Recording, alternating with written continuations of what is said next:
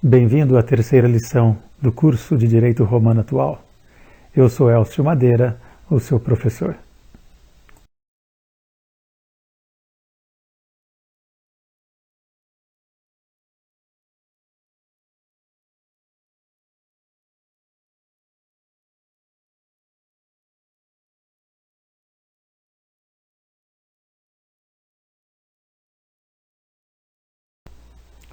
Vamos agora dar início à lição sobre a aplicação da norma jurídica.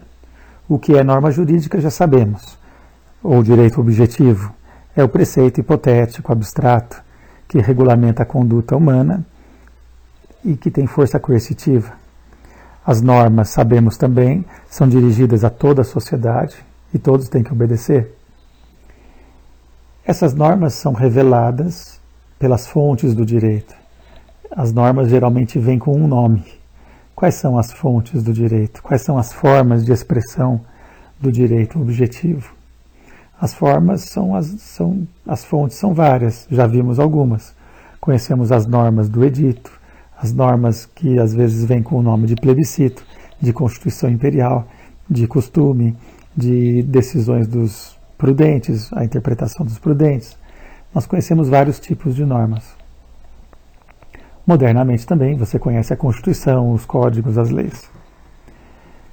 Mas diante de um caso concreto, diante de um problema que é trazido para o jurista, para o julgador, para alguém que queira estudar o direito, o jurista, o julgador, o juiz, terá que aplicar a norma jurídica adequada para aquele caso concreto. E não é tão simples assim. Por quê? Porque o jurista precisa conhecer bem a norma para saber se aquela norma se aplica ao caso concreto. Aplicar significa desdobrar, aplicar significa sobrepor. Então eu vou aplicar a norma para aquele caso. Eu vou dizer que aquele caso está contido dentro daquela norma abstrata. Esse é o trabalho de aplicação da norma jurídica. O termo que normalmente se usa para esse trabalho de conhecer a lei e dizer qual é a lei aplicável é o trabalho que se chama interpretação da norma jurídica. É esse trabalho intelectual que nós temos de ler a lei e dizer se aquela lei se aplica ou não àquele fato concreto. Esse é o sentido de interpretação da norma jurídica que nós usamos hoje e que também os romanos usavam. Mas os romanos tiveram também um sentido mais geral para a interpretação, um sentido amplo para a palavra interpretatio.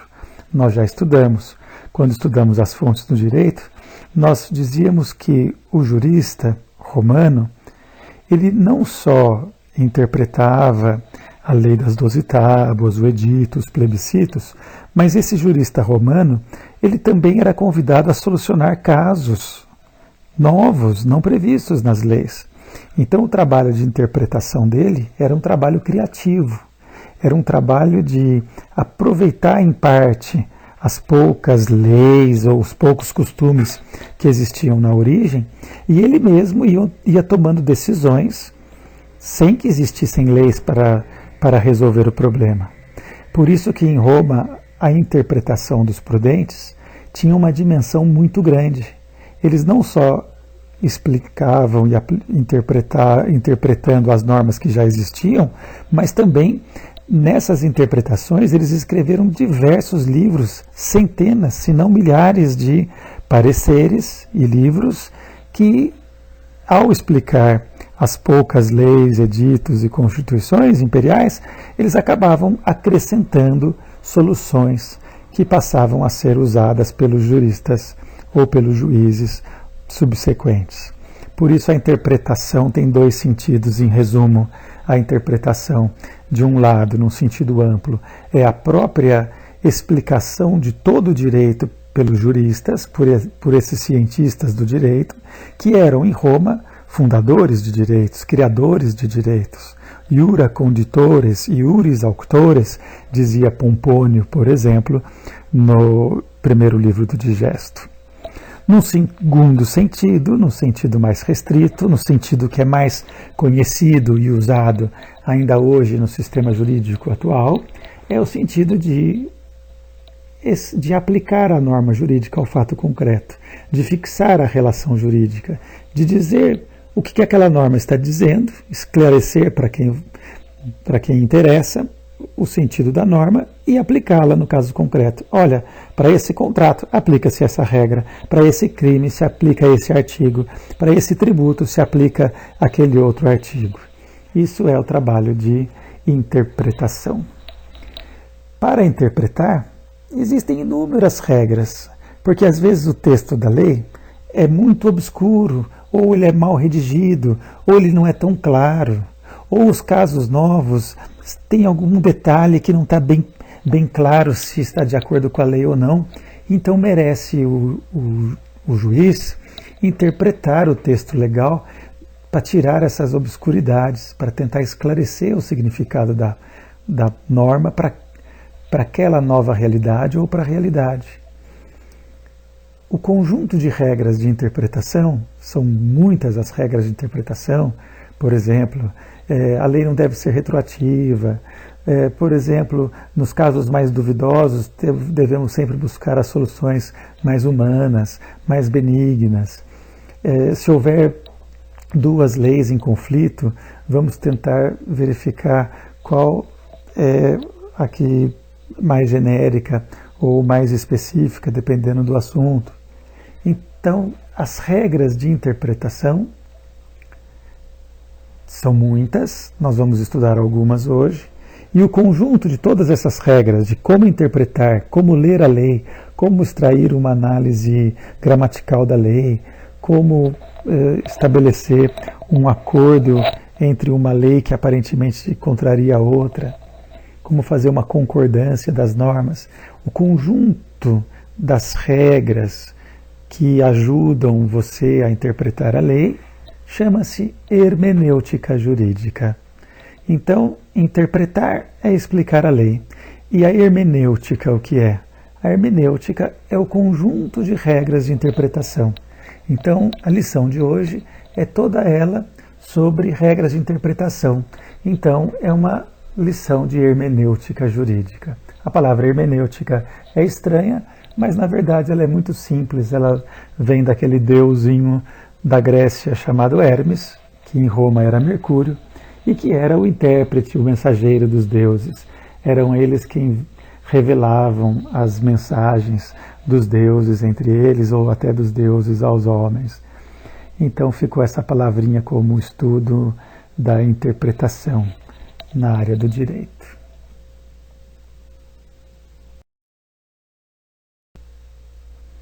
Ao se aplicar a norma jurídica para um fato concreto, nós temos que interpretar bem o texto da lei, o teor da lei, se é uma lei costumeira, mesmo que não tenha palavras certas, ela tem um sentido certo. Então é preciso interpretar esse sentido para ver se aplica realmente àquele caso concreto. Esse trabalho de interpretar a lei é o trabalho do jurista, é o trabalho do juiz. O advogado também precisa saber interpretar a lei para saber qual lei que ele vai alegar que deva ser aplicado pelo juiz. Então, o estudo dos direitos nós fazemos na faculdade, nos livros. Agora, o estudo dos fatos de cada caso concreto, aí esse é um assunto judicial. Uma coisa é eu afirmar que o locador tem direito de cobrar o aluguel. Se vier um cliente para mim e disser, eu sou locador, o meu inquilino não pagou o aluguel, posso cobrar? Eu vou responder com toda a segurança. Pode, o locador pode cobrar o aluguel. Pronto, resolvi o problema de direito. Encontrei a norma que se aplica ao caso narrado pelo meu cliente. Mas depois que eu já sei qual é a norma aplicada, eu vou entrar com um processo judicial e eu vou ter que alegar para o juiz, olha, aplica-se essa lei a esse caso concreto, que é um caso de locação não paga pelo inquilino, mas não basta eu chegar para o juiz e falar só a lei que se aplica, eu tenho que provar que realmente existe um contrato, que o meu cliente está falando a verdade, ou seja, que o réu não pagou o aluguel. E como é que eu provo isso?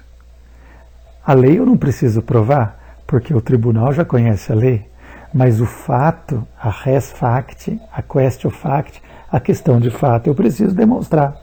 Só que nós não aprendemos na faculdade como demonstrar as coisas em juízo, porque cada caso é um caso.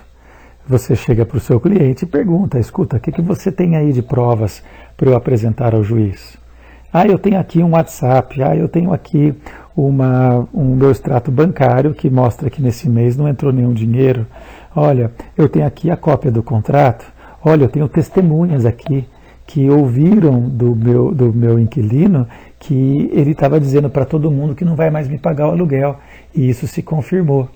Então, isso são as provas. Isso são questões de fato. Isso nós não estudamos na faculdade. Isso não nos interessa. Não é o papel do jurista ficar localizando os fatos e interpretando os fatos. Quem que interpreta os fatos?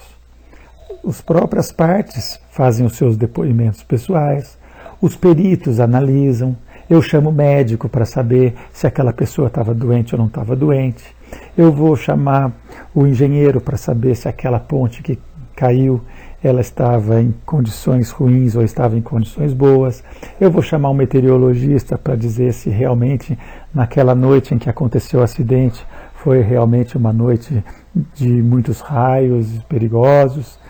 Então, uma coisa é discutir o fato, não é matéria da nossa faculdade, do nosso curso.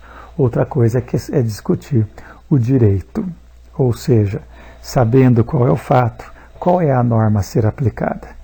Esse trabalho de saber qual é a norma aplicada, independentemente de você saber provar o fato, é um trabalho muito difícil, é um trabalho científico, e é isso que caracteriza o sistema jurídico romano. Essa é uma grande novidade do sistema jurídico romano.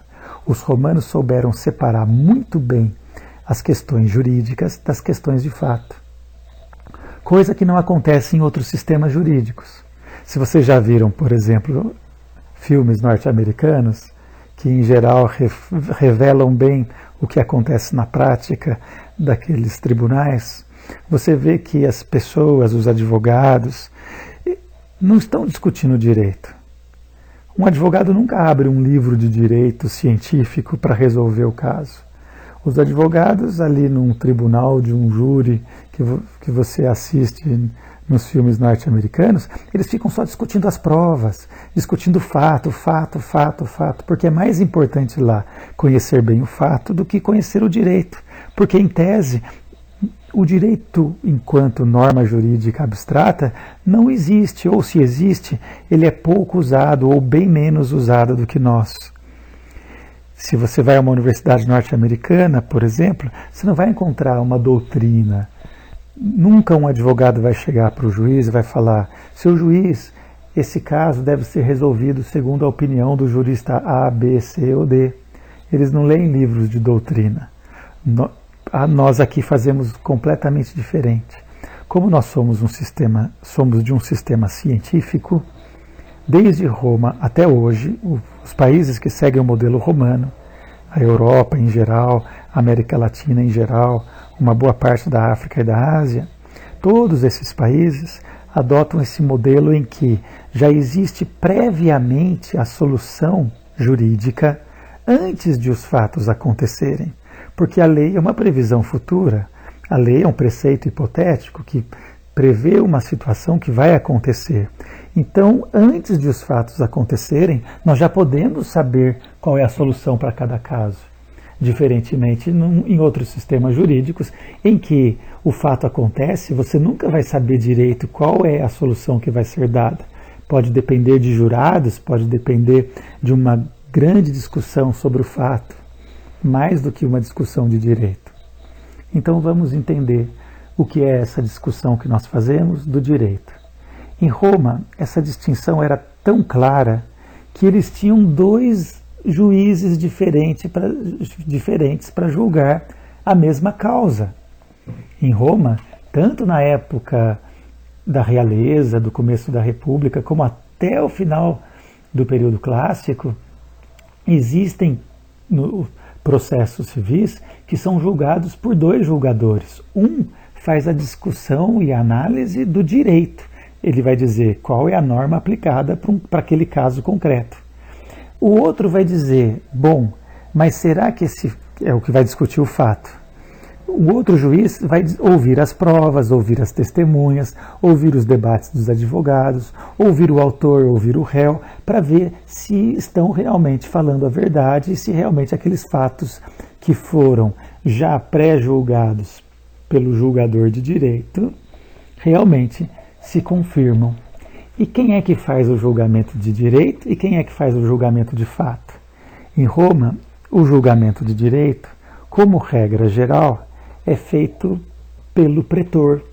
Na época do direito clássico, o pretor, aquela autoridade eleita, aquele magistrado eleito pelo povo, ele tem vários papéis, né? Nós já vimos que ele podia propor leis, convocando o povo em comício, nós já vimos que ele podia elaborar o edito do magistrado, que era uma norma jurídica que ele mesmo escrevia, mas o pretor romano também tinha um outro papel fundamental. Ele era uma espécie de juiz. Nós não chamamos de juiz porque nós vamos chamar o outro julgador de juiz. Em Roma eu tenho o pretor e o iudex. São duas pessoas diferentes que julgam a mesma causa. O pretor é esse magistrado público que tem o dever de dizer qual é a norma aplicada para aquele caso concreto. Se o autor estiver falando a verdade, mas ele não sabe se o autor está falando a verdade. Então, como é que funciona o processo civil romano?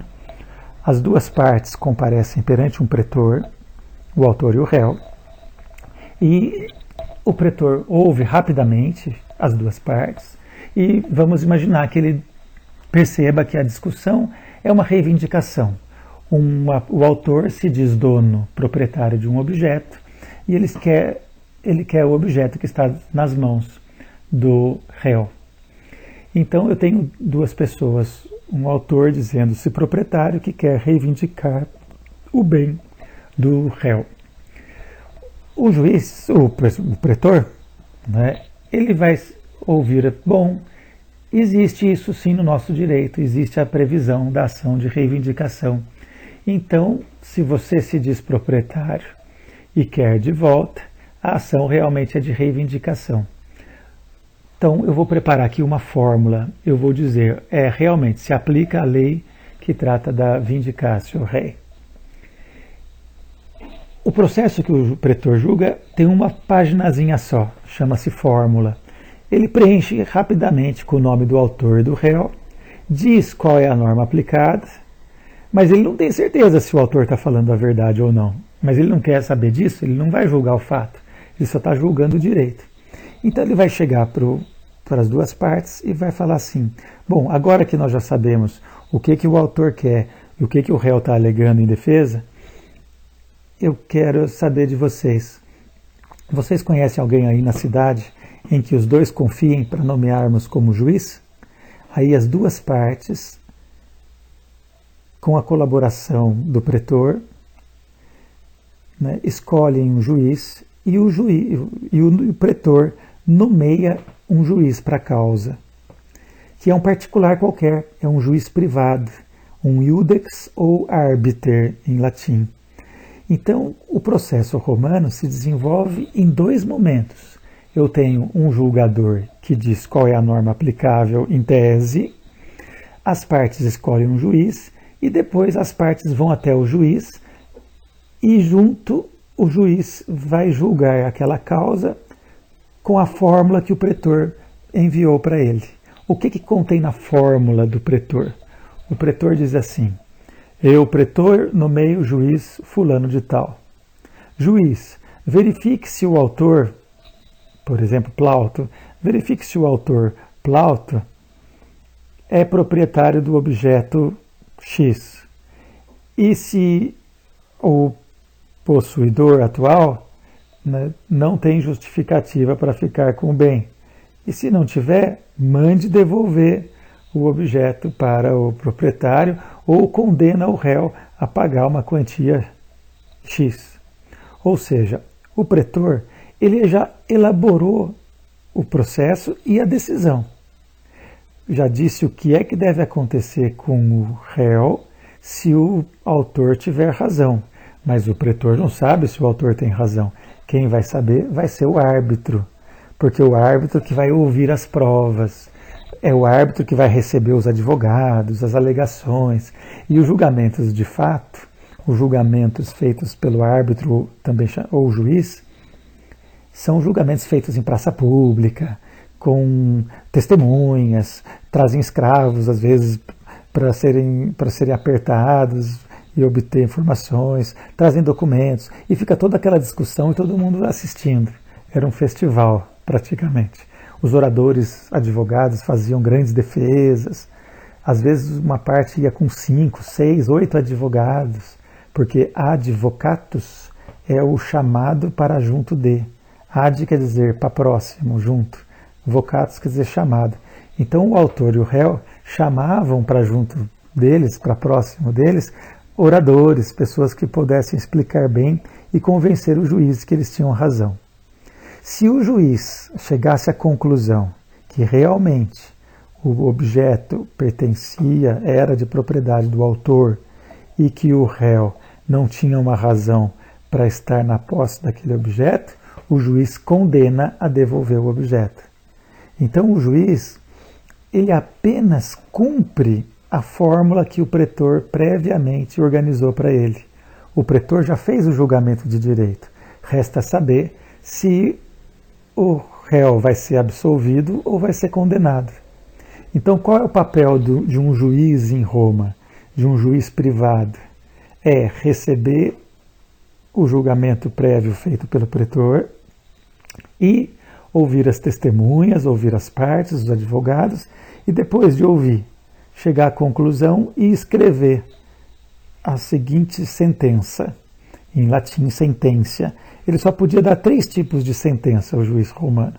Ou ele dava a sentença condemno, eu condeno. Eu ouvi o autor, acho que ele tem razão, as provas foram demonstradas para mim, ouvi as testemunhas, li os documentos, condeno. Ou o juiz podia falar absolvo, eu absolvo. Então, o juiz não tinha que explicar, dar sentenças longas, ele só usava 2 palavras, eu condeno ou eu absolvo.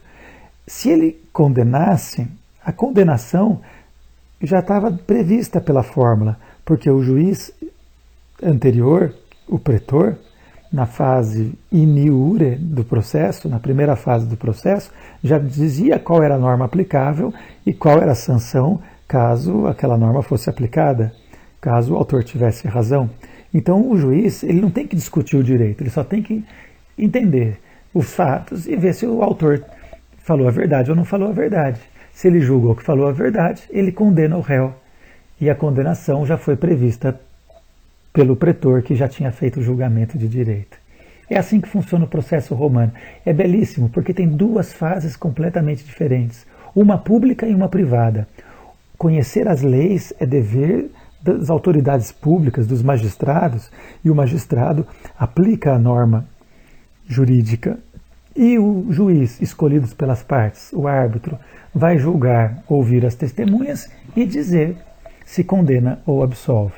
Lá em Roma, era até possível que um juiz, depois de muito ouvir as partes, ficasse perplexo ou tivesse com muita dificuldade de julgar, e às vezes ele podia dizer non liquet, ou seja, não tem solução, esse caso está muito complexo e é melhor que eu devolva para o pretor, ele que nomeie um outro juiz para julgar.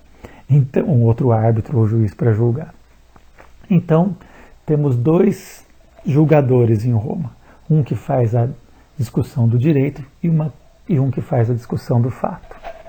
Um dia vai acontecer um fato curioso. Um dia, depois de muitas décadas, alguns séculos de pretores, eleitos anualmente pelo povo, um dia, no Alto Império, Augusto, o primeiro imperador, vai decidir que os pretores já não serão mais eleitos, mas os pretores serão funcionários públicos. E quando os pretores se tornaram funcionários públicos, o imperador também introduziu uma mudança no processo civil romano. O processo civil romano deixou de ser um processo bipartido, dividido em duas fases. Nessa fase perante o pretor in iure, no tribunal, e nessa fase perante o juiz, apud iudicem, perante o juiz ou árbitro, e passou a ser um julgamento feito por um juiz só, um juiz público, funcionário público, exatamente como acontece hoje. Então, o direito romano, que na origem dividia o processo com dois julgadores, um que julgava o direito, o outro que julgava o fato, a partir de Augusto introduziu um funcionário público. E o nome desse funcionário público já não era mais pretor. Agora ele se chamava juiz. Mas não era um juiz privado, não era um juiz escolhido pelas partes. Era um juiz funcionário público imperial, que falava em nome do imperador. Era então, um juiz que estudava e que estudava as causas também e que fazia tanto o julgamento de direito como o julgamento de fato. Por isso que nós temos hoje, até hoje no Brasil, ou na Itália, ou na França, ou na Rússia, nós temos esse hábito próprio de nós, do sistema jurídico romano, de dividir a questão de direito e a questão de fato. Apesar de hoje ter um juiz só julgando as causas, um dia você vai ser advogado ou vai ser estagiário, você vai ver que toda vez que nós fazemos um pedido para um juiz, até hoje, nós necessariamente dividimos os pedidos em duas partes, dos fatos e dos direitos. Às vezes vem do direito, dos fatos, não importa, mas eu não posso misturar uma coisa com a outra até hoje. Uma coisa é a questão jurídica, é dizer qual é a lei aplicável ao caso concreto. É difícil. Para isso você estuda os livros, estuda os manuais, estuda os juristas. É fundamental o papel da ciência do direito para entender a lei. E outra coisa é você separar na petição as questões de fato. Olha, segundo o meu cliente, ele entregou a mercadoria assim, no dia tal, de acordo com essas testemunhas, de acordo com esse recibo que está juntado às folhas tais. São as questões de fato. Então, até hoje, se você vai fazer um requerimento, por exemplo, ao diretor da faculdade, para pedir que se coloque ar-condicionado no pátio dos alunos, você vai ter que fazer um requerimento. É seu direito fazer isso? Então, você precisa explicar qual é o direito, os direitos e os fatos. Então, você vai dizer, olha, primeiro fatos, nós alunos estamos passando muito calor nos dias de verão, e está aqui a prova, está aqui o registro dos termômetros, está aqui a alegação de 50 alunos de um abaixo-assinado. Aí depois vem do direito. Segundo o regimento da faculdade, quando houver um pleito de mais de 50 alunos, ele poderá ser solicitado ao diretor e se houver orçamento, está lá no artigo tal do orçamento, que 20% deve ser dedicado às reformas e às construções. Então, senhor diretor, segundo esse direito, que permite os gastos, e segundo esses fatos, eu peço a providência. Então, veja, é muito importante para o jurista de hoje interpretar a lei e para os advogados, para as pessoas que pedem as coisas em juízo ou para os julgadores. É muito importante que ele separe a questão de direito científica das questões de fato, que são questões que dependem de provas, de perícias, de tudo mais.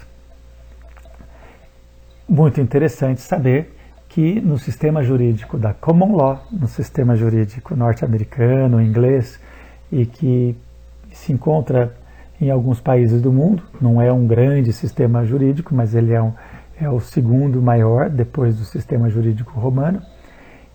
Nesse sistema jurídico não existe a figura do jurista, do intérprete do direito. Por quê? Porque é mais importante o fato do que o direito. na mentalidade da common law, é preciso discutir muito bem a causa para depois se chegar à conclusão de qual deve ser o julgamento. Nunca se sabe qual é a solução da causa previamente. Nós sabemos. Nós, juristas científicos, já temos tudo previsto nas normas jurídicas. Nós já temos todas as regras estabelecidas e já sabemos como serão solucionados os casos futuros, mesmo que ainda a gente não conheça os casos futuros. Então nós temos, o cientista ele faz previsão. O sistema jurídico norte-americano e inglês tem dificuldade de prever quais serão as futuras soluções. Eles pensam diferente, eles pensam, vamos primeiro discutir o fato e eventualmente os jurados vão decidir a solução da causa muito diferente uns dos outros. Mas esse é um outro assunto. O importante para nós é perceber que é uma distinção fundamental no sistema jurídico romano, tanto em Roma como hoje, a distinção entre as questões de direito e as questões de fato. Hoje o juiz julga as duas questões. Em Roma eu tinha o pretor para julgar a questão de direito e o iudex privatus, o juiz privado, para julgar as questões de fato.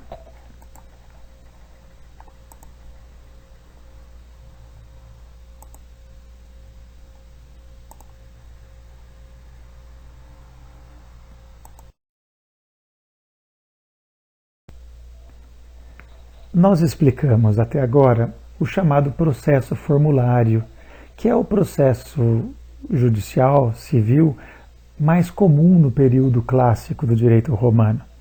É esse processo, nesse período que vai de 150 a.C. a praticamente 300 depois de Cristo. Nesse processo, as causas eram desdobradas em julgamento de direito e julgamento de fato. É no julgamento de direito que os juristas se ocupam. Mas não foi sempre assim o processo civil romano. O assunto não é propriamente de interpretação da norma jurídica, mas é um bom momento para introduzir o aluno nesse assunto paralelo que diz respeito a como é que os romanos resolviam as suas controvérsias.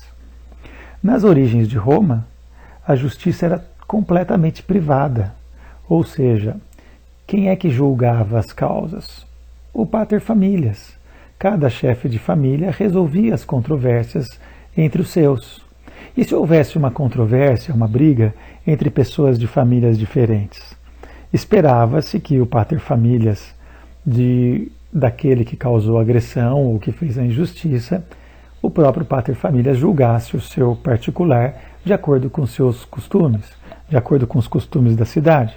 Então, se, por exemplo, o meu filho praticou um crime contra o seu filho ou contra a sua família, você vem reclamar para mim, eu mesmo vou julgar o meu filho, eu mesmo vou julgar o meu escravo, eu mesmo vou julgar os membros da família. A justiça era privada. Mas e se houvesse uma briga entre duas famílias? Quem é que julgaria? Como é que seria o conflito? Não teria um julgador. Quem resolve a controvérsia são as próprias famílias, por meio da vingança privada. Os costumes autorizavam que um pater-familias, à força, viesse se vingar da outra família que causou o dano, que causou o prejuízo, que não cumpriu o contrato, não cumpriu algum acordo, que deixou de fazer alguma coisa prometida.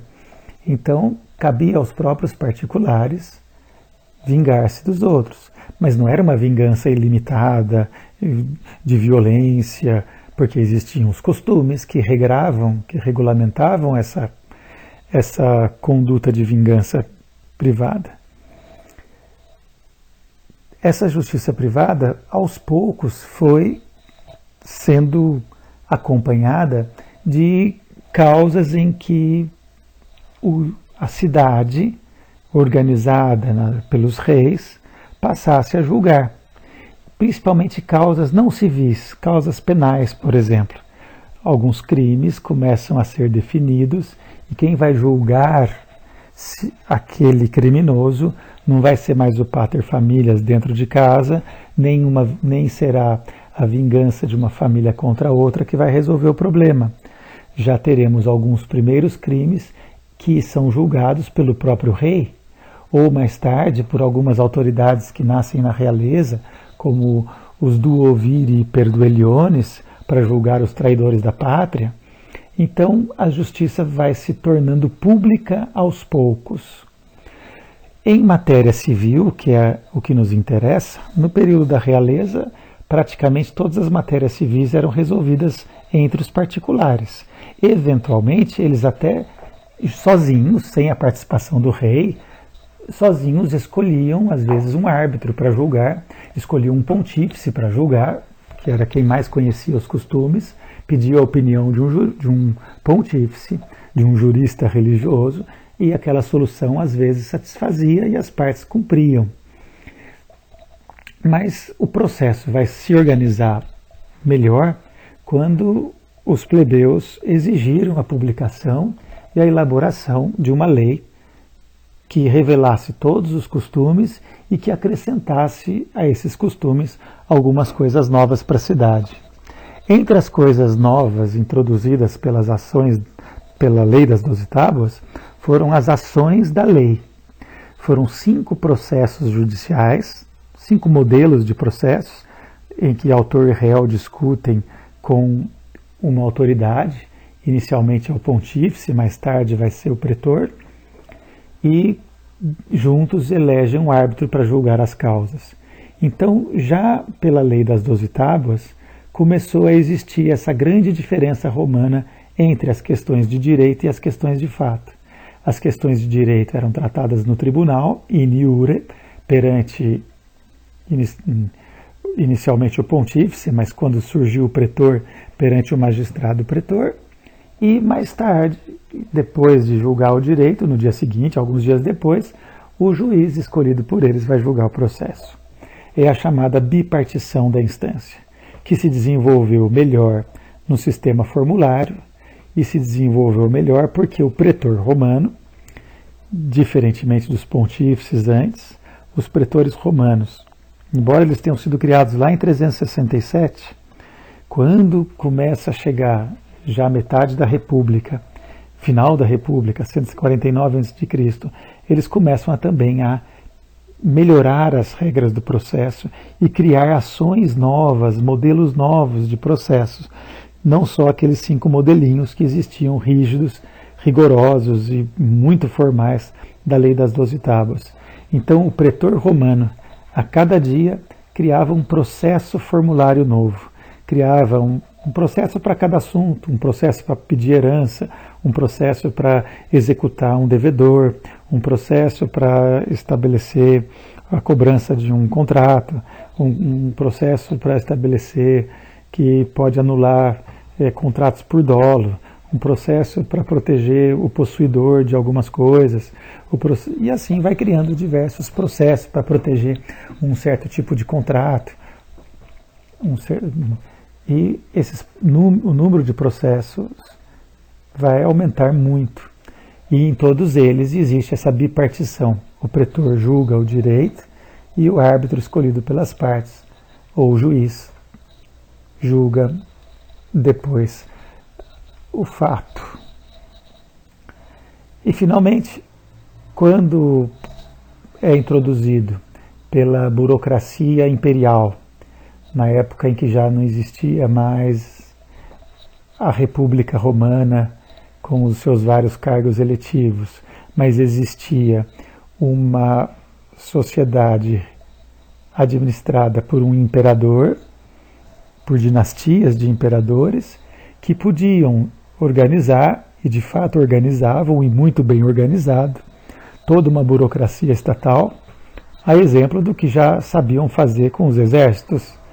Então, a justiça romana foi organizada e hierarquizada, surgiram tribunais de segunda instância, tribunais do pretório, que passaram a julgar todas as causas. Não eram mais dadas as causas aos particulares, mas eram causas julgadas por um juiz único, funcionário imperial. mais ou menos como hoje o juiz único funcionário estatal.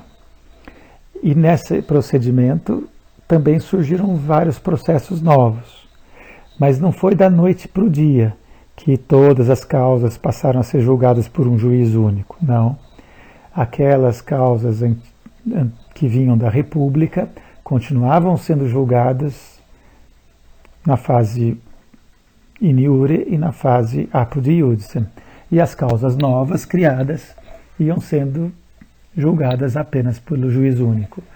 Na época do Baixo Império, daquela situação política em que o imperador é um grande diretor de todo o Estado, em que existe um dirigismo estatal em todas as atividades profissionais, a justiça não será diferente. Será organizada de modo que o juiz vai julgar do começo ao fim, desde do pedido inicial até o final, até a sentença, ele mesmo, sozinho. Ele faz o julgamento de direito e de fato. Agora que sabemos bem a diferença entre o julgamento de direito e de fato, vamos ver como se faz o julgamento de direito e como se interpreta a norma jurídica. A aplicação da norma jurídica se faz num processo judicial, em que se estuda o direito e o fato. Quem que deve mostrar e aplicar o direito? Quem que deve demonstrar e provar os fatos? O direito é conhecido de todos, o direito é um conjunto de normas públicas e os magistrados têm o dever de conhecer o direito. Os tribunais, desde Roma até hoje, têm o dever de conhecer o direito conforme ficou revelado nessa máxima, nesse brocardo. Brocardo quer dizer um princípio geral, uma máxima, uma apotegma, uma regrinha prática e teórica muito útil para a vida prática. E existe um brocardo, um princípio medieval, que se expressa com as palavrinhas iura novit curia. Todo advogado conhece. Iura novit curia quer dizer a curia novit iura. O tribunal, a cúria, conhece os direitos. Então, se o tribunal conhece os direitos, significa que a parte, mesmo que eventualmente cite uma lei errada, cite um Código Civil anterior, em vez de citar o Código Civil atual, ele não vai perder a causa. Por quê? Porque o julgador vai aplicar o direito que deve ser aplicado de conhecimento público e que ele tem o dever de conhecer. Mas uma coisa é certa, as partes têm que provar os fatos que alegam. Quem mais alega é o autor, porque é o autor que vai requerer algo para o juiz, então ele faz as suas alegações de fato, além das alegações de direito. Nas alegações de fato, ele tem que demonstrar tudo. Com o quê? Com documentos, indicando testemunhas, convidando peritos, juntando laudos médicos, laudos de engenharia, laudos de geneticista. Cada caso exige a prova de alguma forma. Normalmente as provas são provas documentais, provas testemunhais, são as mais comuns. Mas compete ao autor provar e levar a prova de tudo o que ele está dizendo. Porque às vezes ele até tem o direito, mas se ele não consegue provar os fatos, ele acaba não fazendo valer o seu direito. Porque o direito não depende dos fatos. O direito ele tem de qualquer jeito, se realmente ele está falando a verdade. Mas se ele não consegue provar a verdade porque ele não tem documentos, porque ele perdeu documentos, porque ninguém registrou, não havia gravação, não havia testemunha, não foi deixado nenhum indício, nenhuma marca, então às vezes ele perde a ação, mas ele não perde o direito. Se um dia ele descobrir as provas novas, ele ingressa com a ação. Então, quais são as máximas que estão vinculadas a esse trabalho de julgamento? Algumas são muito famosas, muito conhecidas da prática forense. Iura novit curia quer dizer, o tribunal conhece o direito. O juiz sabe quais são as leis, sabe o teor das normas. Então o juiz pode dizer ao autor, dá-me facta, daboti ius. Esse é um princípio de direito. Dá-me os fatos, dar-te-ei o direito. Você me dá os fatos, que eu devolvo para você o direito. Esse é o papel do juiz. E tem um fato curioso. O juiz, quando vai julgar uma causa, ele precisa ser imparcial, você já sabe disso. E se ele é imparcial, ele não pode ficar ele mesmo praticando atos de buscar a prova para o autor ou para o réu. Compete às partes provarem. E para um juiz de direito, ele só pode julgar de acordo com aquilo que foi trazido nos autos, que foi trazido no processo, seja por escrito, seja num processo oral, seja por depoimentos, falas, testemunhos orais. Então, para um juiz julgar uma causa, ele conhece o direito e ele só pode julgar os fatos que foram apresentados pelas partes alegantes. O que as partes não alegaram, mesmo que o juiz tenha conhecimento, pelo vizinho, pela namorada, por alguém, por ouvir dizer de alguém sobre aquele processo, ele não pode julgar com base nos fatos que ele ouviu fora do processo. Por quê? Quod non est in actis, non est in mundo. Aquilo que não está nos autos, não está no mundo do juiz, não está no mundo do processo. E, finalmente, que é o que nos interessa para a aula de interpretação da norma jurídica.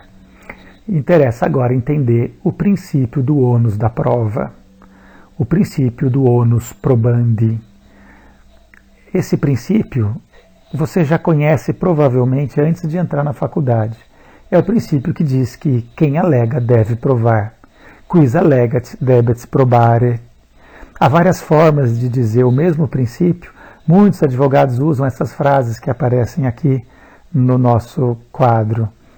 São várias. Aqui eu apresento apenas 4, mas todas elas têm o mesmo exato significado. Quem alega deve provar. Quis allegat debet probare. Ao autor incumbe o ônus da prova. A prova incumbe ao asserente. A prova incumbe àquele que afirma, não aquele que nega. Probatio incumbe ei qui dicit, non qui negat. A prova incumbe aquele que diz, não aquele que nega. Então, quem alega deve provar. Então, a lei, todos têm o dever de conhecer, especialmente o juiz, da causa, e os fatos competem aos alegantes, aos que afirmarem, comprovarem juízo. Essa é a regra geral no direito, mas há exceções. Há situações em que o autor está dispensado de provar aquilo que ele alegou. E o juiz vai ficar já satisfeito, independentemente de prova. Às vezes o direito dispensa o autor da prova. Quando isso acontece? Quando estivermos diante de uma presunção ou de uma ficção. O princípio do ônus da prova, que determina que quem alega deve provar, é um princípio que admite muita exceção. Muitas coisas que nós alegamos em juízo, nós não precisamos provar. Por exemplo, os fatos notórios. Eu não preciso provar para o juiz que estamos no verão, eu não preciso provar para o juiz que estamos na pandemia, todo mundo já sabe. Então, se eu entrar com uma ação contra um réu, por exemplo, para pedir o objeto de volta, porque chegou o verão e o combinado era devolver no verão, ou porque eu quero a rescisão de um contrato, porque aconteceu uma pandemia, eu não preciso provar para o juiz a ocorrência da pandemia. A simples alegação já é suficiente para que o juiz possa tomar como verdade. Além dessa dispensa da prova dos fatos notórios, às vezes a lei também dispensa e considera como verdade alguns fatos, mesmo que a parte não prove, e ela fica dispensada da prova. Há duas formas disso acontecer. Às vezes a lei considera como verdadeiro aquilo que é provável, aquilo que tem uma grande chance de acontecer. Por exemplo, presunção de inocência, presunção de boa-fé. Se eu estou agindo em juízo contra alguém, eu não preciso provar que o contrato que eu estou querendo executar eu celebrei de boa fé. Eu não preciso provar minha inocência para alegar algum pedido para alguém. Ela se presume. O direito já presume a boa fé. Ao contrário, o direito não presume a má fé. Eu nunca, se eu afirmo que alguém está de má fé, eu tenho que provar. Eu não posso simplesmente alegar. Muito bem. Quando a lei toma como verdadeiro aquilo que é provável, às vezes a lei permite que o réu, que é a outra parte, prove em contrário. Então ela dispensa a prova do autor, mas ela permite que o réu prove em contrário. Isso é o que nós chamamos de presunção simples, a presunção que inverte o ônus da prova. Agora quem tem que provar não é mais o autor, quem tem que provar é o réu. Então, por exemplo, se um filho que nasceu de um matrimônio e o pai logo morreu, ele for herdeiro e alguém, um curador dele, entrar com uma ação para requerer a herança, ele não precisa provar quem era o pai dele e que ele era o filho legítimo. Por quê? Quem nasce na constância do casamento ou nos 6 meses subsequentes ao matrimônio, quando falece o marido, 6 meses a contar da morte do marido, presume-se que a esposa estava grávida daquele marido, daquele pai que morrera. Então, ele não precisa provar a sua legitimidade. Ele já se presume filho legítimo com os direitos consequentes, principalmente os direitos de herança relativos a esse fato. Há várias outras presunções que podem ser encontradas no digesto. Os romanos não usavam a palavra presumptio. Essa palavra foi generalizada a partir de alguns poucos exemplos do direito justinianeu, mas que nem eram propriamente de presunção em matéria probatória judicial, mas se generalizaram na Idade Média com esses 2 nomes, a presumptio iuris tantum e presumptio iuris et de iure. A primeira admite a prova em contrário.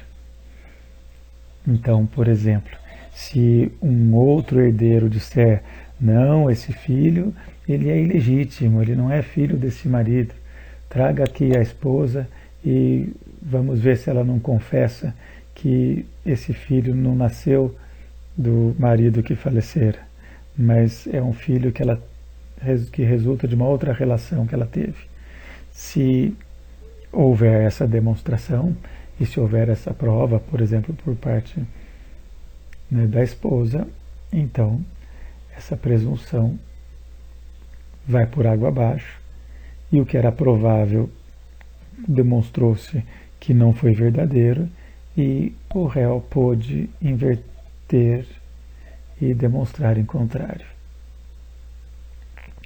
Outro exemplo de presunção é a presunção absoluta, aquela em que não se admite a prova em contrário.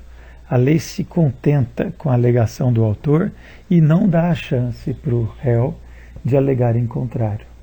Por exemplo, a presunção da veracidade da coisa julgada. Res iudicata pro veritate accipitur, já dizia uma das regras de Justiniano no último livro do Digesto.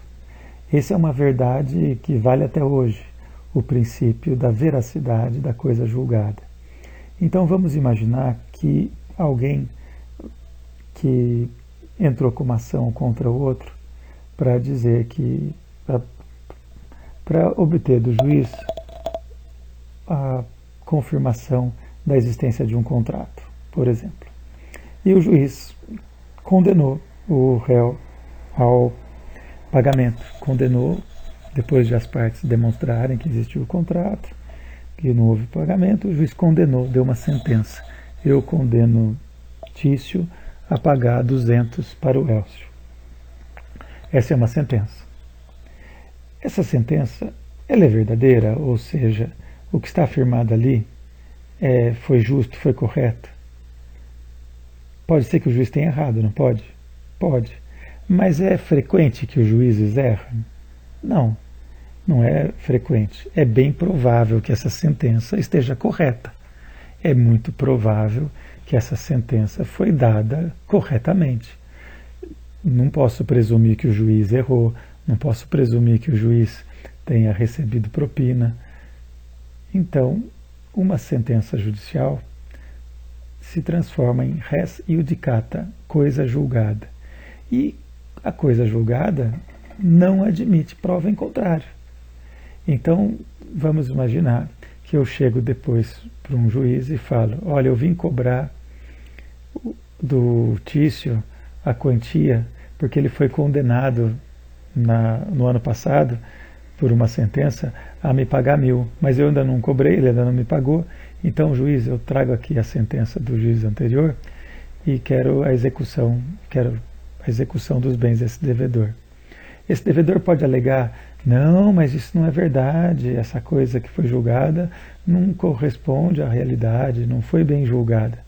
Não pode, porque o que já foi julgado no passado não pode mais ser alterado. A lei considera como verdadeiro o que foi julgado, o que foi decidido, mesmo se a decisão não tenha sido verdade. Mesmo que, por exemplo, a sentença disse que eu era filho de fulano e não era, mesmo que a sentença tenha dito que eu era um comprador ou um vendedor e na verdade eu não fosse, eu não estava presente naquele contrato. Mas a sentença, uma vez julgada, facit de albo nigro, faz do branco o negro, diziam os romanos. Ou seja, mesmo que tenha mudado a realidade dos fatos e tenha dado uma decisão que não corresponde à verdade, vale a decisão do juiz. E ninguém pode provar em contrário mais. Porque se nós permitirmos que as pessoas aleguem ou provem em contrário, cada vez que tiver uma sentença judicial, as causas nunca iam ter fim. Daqui a 30 anos, nossos herdeiros estariam discutindo ainda se era verdadeira ou não era verdadeira a sentença dada 30 anos antes. Um outro exemplo em matéria de direito de família é a presunção absoluta de que um filho nascido depois de 300 dias que o marido morreu, de que ele não é legítimo. Então, ele não é daquele matrimônio. Ele não vai poder ser reputado, por exemplo, para fins de herança, que ele era herdeiro daquele marido. Porque se o marido morreu e a viúva, depois de 10 meses, dá à luz, né, qual é a probabilidade desse filho ter sido daquele marido que morreu? A probabilidade é quase nenhuma. Então a lei presume como verdadeiro que aquele filho não é daquele matrimônio. Tá bom? Mesmo que tenha sido uma gravidez muito tardia. Então, a presunção que não admite prova em contrário. Já a ficção são situações muito curiosas. Ficções são mentiras que são consideradas verdades pelo direito. Muitas vezes o direito faz de conta que existe alguma coisa para dar sequência aos seus direitos. Por exemplo, o pretor romano, muitas vezes, não podia revogar o direito civil. Mas, às vezes, ele quer ajudar algumas pessoas. Por exemplo, ele quer ajudar alguns filhos que não tinham direito à herança, mas que são parentes do marido, que são parentes, do falecido, mas que não tinham direito à herança pelo sistema antigo de direito autoritário, de direito civil. E o pretor, querendo socorrer, ele dizia: eu vou considerar determinados parentes como herdeiros, mesmo que a lei não os chame para a herança. Eu sei que eles não são herdeiros, mas eu vou fingir que eles são herdeiros e vou dar a posse dos bens para eles. Isso é uma ficção, considerar algumas pessoas que não são herdeiros, sabidamente, como herdeiro. Por quê? Porque o pretor quer ajudar, por exemplo, membros da família cognatícia, que não teriam direito à herança. A mesma coisa acontece, por exemplo, quando o pretor faz algumas ficções, como na ação publiciana. É uma ação que nós vamos estudar depois, mas que já dá para saber um pouquinho agora. Por exemplo, se um romano compra uma casa, espera-se que o vendedor, depois da venda, transfira a propriedade para ele por meio de uma cerimônia chamada emancipatio. Vamos imaginar que esse comprador, ele comprou, recebeu a casa, está morando, mas o vendedor não veio fazer a emancipatio da casa, então ele ainda não é dono. E depois, né, depois de algum tempo, esse comprador de boa fé, mas que ainda não é dono, ele é invadido. E ele quer tentar tirar o invasor dali. O pretor romano não podia considerá-lo como proprietário, porque o direito civil exige que para ser proprietário de uma casa tivesse que se adquirir por emancipatio. Mas o pretor quer socorrer. Então o pretor chegava para o autor e falava: olha, eu vou fingir que já passou o prazo de uso capião, vou fingir, apesar de você estar aí só alguns meses, vou fazer de conta que já passou o prazo de uso capião e vou permitir que você ingresse com uma ação contra o invasor, como se fosse uma reivindicação, como se fosse uma ação que protegia o proprietário. Ou seja, ficção é uma mentira útil. A lei às vezes considera uma coisa que ela sabe que não é verdadeira, mas em favor de alguém, para ajudar alguém. Então, né, era frequentemente feita a ficção nas chamadas ações pretorianas, porque o pretor não pode revogar o direito civil, então ele finge que está cumprindo o direito civil, mas na verdade ele está criando alguma outra coisa para ajudar outras pessoas. Há uma curiosidade em matéria de ficção em tema de nascituro. Muitos livros afirmam que o direito romano não considerava o nascituro uma pessoa. Muitos livros afirmam, com base num texto do Digesto, de que o parto quer dizer a criança por nascer, a criança que ainda não nasceu, que está no ventre materno. Há um fragmento que diz que o parto, antes de nascer, é uma porção de vísceras da mulher, dando a impressão de que, então, para os romanos, o nascituro não é pessoa. Mas os romanos nunca afirmaram isso. Eu já colecionei mais de 200 textos romanos sobre o nascituro, li-os todos e não encontrei, em nenhum caso, a afirmação pelos romanos de que o nascituro não é pessoa. Ao contrário, ele é uma pessoa por nascer, ele entra no capítulo de pessoas, ele é tratado como pessoa e tem os direitos garantidos. E pode até ter um representante, entre aspas, representante. Ele pode ter um curador ao ventre, que o pretor pode nomear, a pedido da mãe, por exemplo, para que esse nascituro herdeiro, por exemplo, entre com uma ação para obter posse da herança. Esse é apenas um de dezenas de exemplos dos direitos do nascituro na Roma Antiga. Então, por que será que os manuais consideram que o nascituro para os romanos não é pessoa, mas que ele é tratado como pessoa, então isso é uma ficção?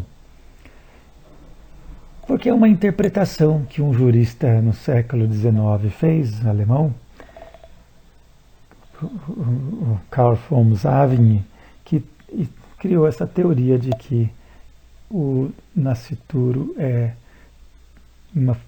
considerado pessoa por meio de uma ficção. Na verdade, não é isso. Os romanos nunca usaram a palavra ficção em matéria de nascituro. O máximo que a gente pode compreender e eventualmente dizer que é uma ficção é a ficção de que, sabendo que ele ainda não nasceu, nós poderemos considerar como já nascido, para que ele possa praticar os atos, ou para que ele possa ter alguém que pratique os atos por ele, relativos à herança, relativos à administração dos bens, relativos até ao comércio, porque eventualmente o curador pode administrar os bens por ele. Então, não é que o nascituro não seja a pessoa, ao contrário. Em Roma, desde os tempos de Rômulo, se protege o nascituro.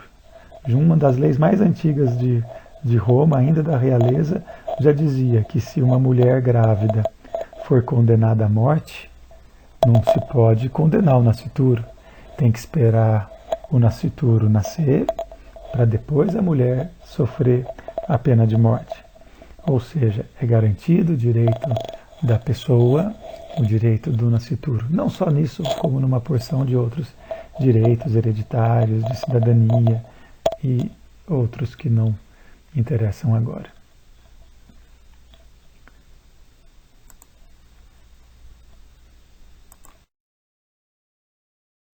Eu encerro essa primeira parte apresentando a vocês um grande autor brasileiro, já falecido, que era um grande romanista. Ele fez muitas traduções do latim para a língua portuguesa.